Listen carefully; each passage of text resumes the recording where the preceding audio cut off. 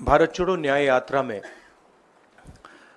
मणिपुर से हम महाराष्ट्र गए और रास्ते में हज़ारों युवाओं ने कंप्लेन की थी कि हिंदुस्तान में नॉन स्टॉप पेपर लीक होते हैं। और आज आप सबको मालूम है कि NEET paper and UGC NET के जो पेपर्स हैं वो लीक हुए हैं और एक कैंसिल भी हुआ है। कहा जा रहा था कि नरेंद्र मोदी जी ने यूक्रेन की लड़ाई रोक दी थी। मतलब एक ऑर्डर देके जो रूस और यूक्रेन के बीच में लड़ाई चल रही थी उसको रोक दिया था, ब्रेक लगा दी थी। इजराइल और गाजा के बीच में जो लड़ाई चल रही थी उसको भी नरेंद्र मोदी जी ने रोक दिया था। मगर किसी ना किसी कारण जो हिंदुस्तान में पेपर लीक हो रहे हैं उसको नरेंद्र मोदी रोक नहीं पा रहे हैं या रोकना नहीं चाहते हैं।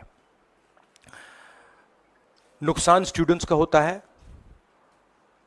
जो हिंदुस्तान के स्टूडेंट्स हैं, मैं जानता हूं कि आप इन एग्जाम्स के लिए महीनों सालों काम करते हो।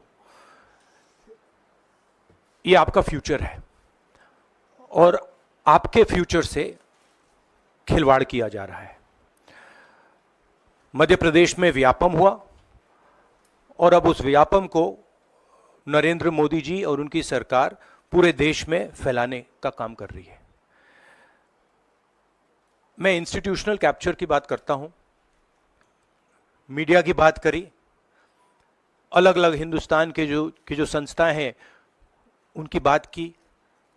यही एजुकेशन इंस्टीट्यूशंस में हो रहा है। पेपर लीक का कारण है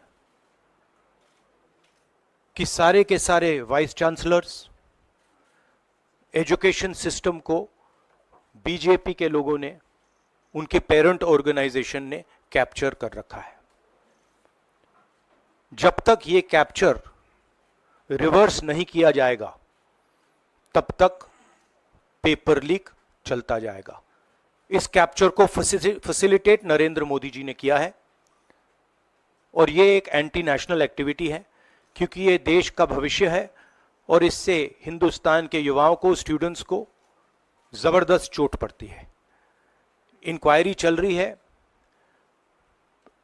एक को आपने कैंसिल कर दिया है, अब पता नहीं दूसरे को कैंसिल किया जाएगा या नहीं किया जाएगा।